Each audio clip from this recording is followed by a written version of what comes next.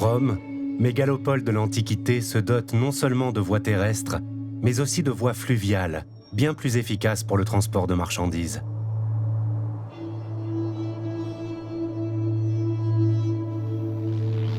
Les Romains, qui ont besoin d'un port sur la Méditerranée pour approvisionner la ville, font construire Portus.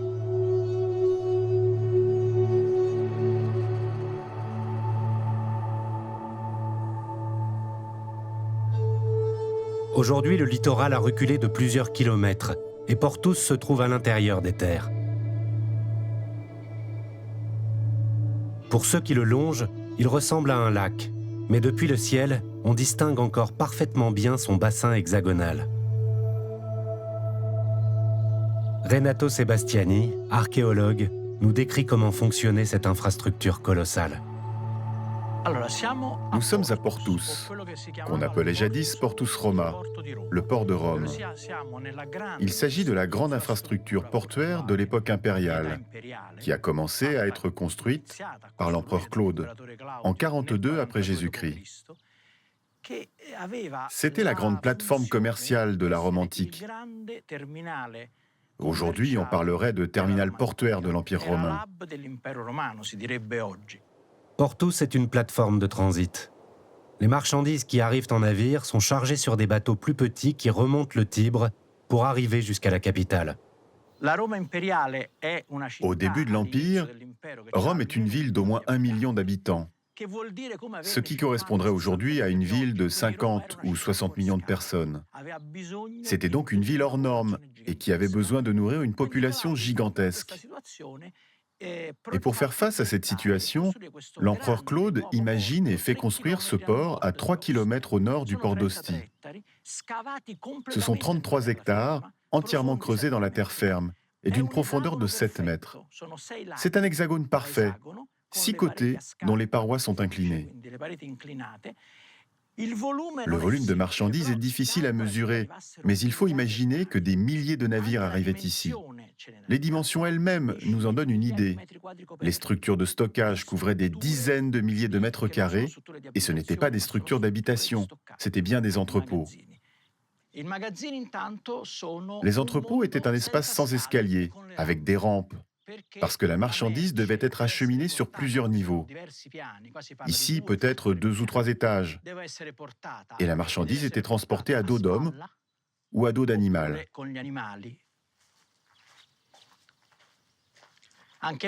Ici, nous sommes dans un couloir à ciel ouvert.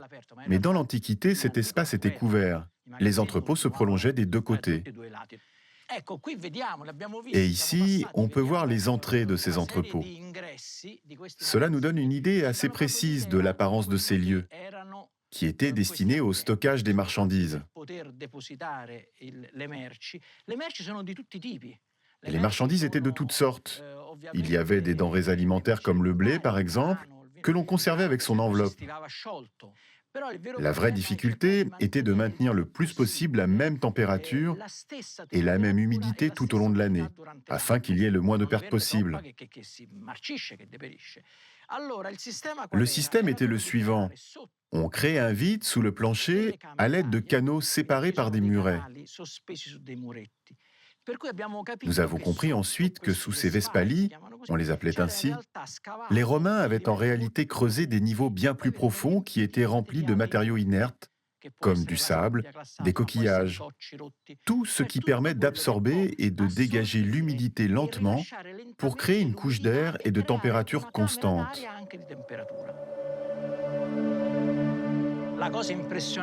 Ce qui est impressionnant, c'est l'échelle à laquelle ce port a été pensé et construit. Il a d'ailleurs fonctionné pendant 5 siècles sans problème. C'était une échelle surdimensionnée, mais adaptée aux nécessités de la ville.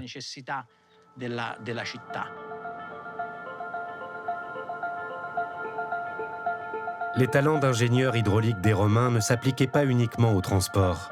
Ils savaient aussi drainer et canaliser l'eau pour satisfaire leurs besoins.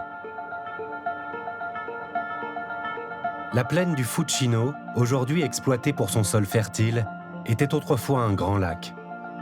Cette transformation monumentale d'une vallée entière est l'œuvre des Romains qui, au 1er siècle après Jésus-Christ, ont réussi à évacuer les eaux du lac Fucino dans une vallée voisine. Drainées dans un canal, les eaux du Fucino s'engouffrent dans une galerie souterraine.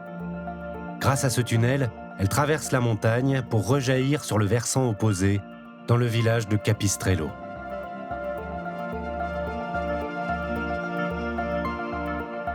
Ainsi mis à découvert, les fonds alluviaux de l'ancien lac, riches en éléments nutritifs, sont devenus des terres propices pour l'agriculture.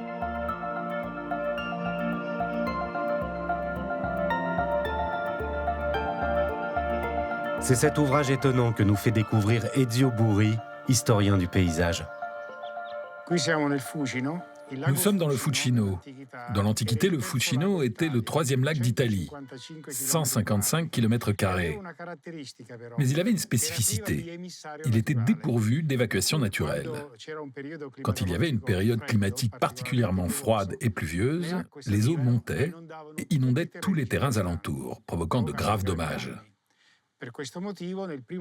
C'est pour cette raison qu'au 1er siècle après Jésus-Christ, l'empereur Claude a fait réaliser une galerie de 5 km de long qui permettait d'évacuer les eaux du Fucino vers le fleuve Liri.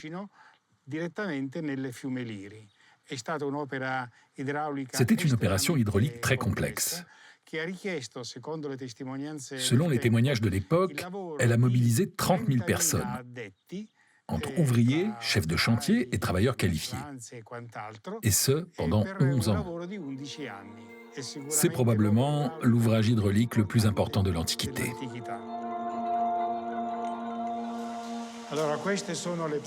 Voici les cloisons centrales qui retiennent l'eau accumulée dans les bassins de rétention où l'on collecte toutes les eaux de la vallée du Fucino. La galerie romaine, aujourd'hui restaurée, a été en grande partie creusée par des esclaves. Ils descendaient dans le tunnel grâce à des puits verticaux creusés dans la montagne. Nous sommes toujours dans la galerie, à 1 kilomètre environ de l'entrée que nous avons laissée derrière nous. Si on regarde bien, on constate que la partie supérieure de la galerie romaine est parfaitement conservée.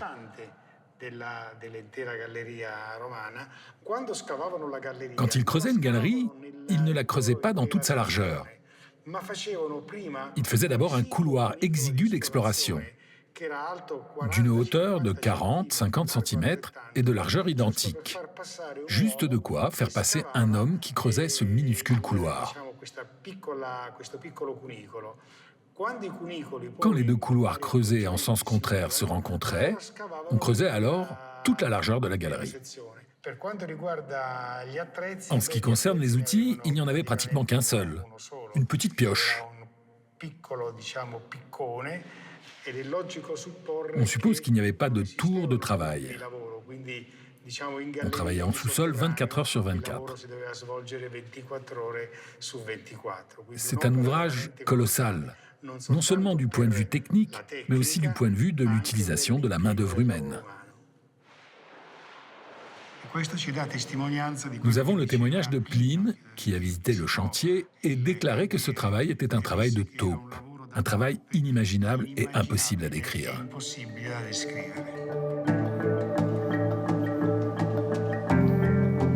L'État romain planifie et aménage la bonne marche de l'Empire.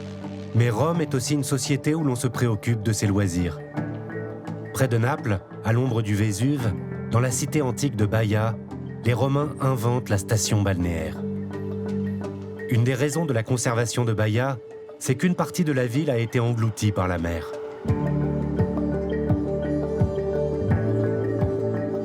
Ces vestiges, invisibles depuis le rivage, offrent à ceux qui les survolent un spectacle troublant. Alessandra Benini, archéologue sous-marine, nous guide dans les ruines de Baia. Baia était un lieu de villégiature très prisé par l'aristocratie romaine à partir du 1er siècle avant Jésus-Christ. D'abord, pour ses bonnes conditions climatiques, ses très beaux paysages, mais surtout en raison de la présence d'eau thermale et de nombreuses sources chaudes. La grande nouveauté qui a caractérisé cette zone et l'a rendue célèbre, ce sont les thermes qui étaient alimentés par des vapeurs naturelles. Baia étant située dans une zone volcanique, elle est très riche en sources chaudes thermominérales.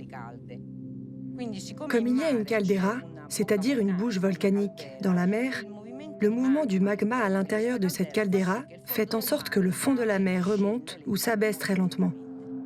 Donc, la ligne de côte antique était d'environ 400 mètres en avant par rapport à celle d'aujourd'hui. Cela a provoqué la chose suivante. Une grande partie du littoral de Baia se trouve aujourd'hui dans la mer. Ce que l'on voit à terre, il faut aussi l'imaginer sous l'eau. Une grande partie du territoire antique se trouve dans la mer. On y trouve des routes, des villas, des établissements thermaux, mais avec un niveau de conservation différent. En effet, avec le temps, la houle a détruit une partie des constructions. Cela a toutefois un avantage. Il n'y a jamais eu de construction ultérieure ni d'intervention moderne sur les vestiges, comme il y en a eu à terre.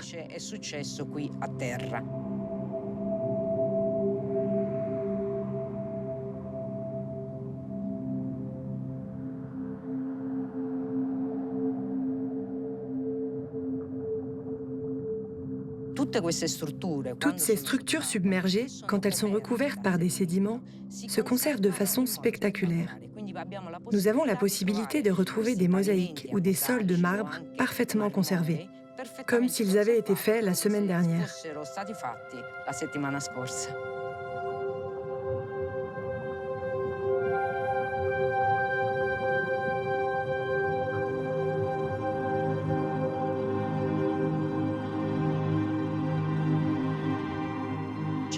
Il y a le nymphée impérial de la pointe de l'épitaphe qu'on attribue à l'empereur Claude, parce qu'à l'intérieur, on a retrouvé une série de statues qui représentent les membres de la famille impériale, comme la mère, Antonia la Jeune, et la fille, Octavie.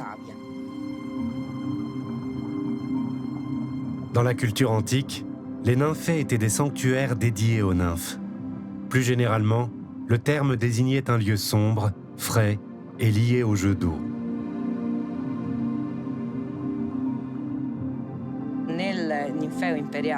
Dans l'abside, il y a une scène de l'Odyssée qui est représentée. C'est la scène dans laquelle le cyclope Polyphème est aveuglé.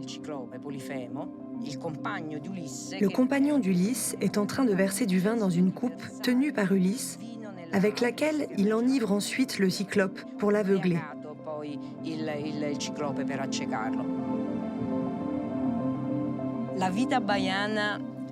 L'ambiance à Baia était une ambiance un peu particulière, spécialement dans les thermes. C'était un lieu de rencontre, de complot, d'amours interdits, d'amours homosexuels. Tout était possible dans les thermes, parce que l'ambiance s'y prêtait.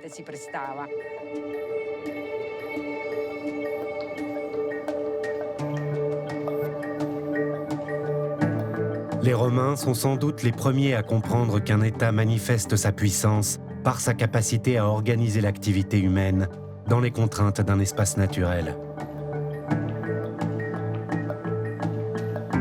Mais leur capacité d'innovation sera aussi l'une des causes de leur perte, car ce sont en partie les routes romaines qui ont facilité les grandes invasions venues de l'Est au cours du VIe siècle. Ainsi, le génie civil, qui a été l'une des clés de l'expansion de Rome, a aussi été l'instrument de sa chute. Reste qu'à travers leurs ouvrages audacieux, les Romains ont posé les bases de l'idée d'aménagement du territoire.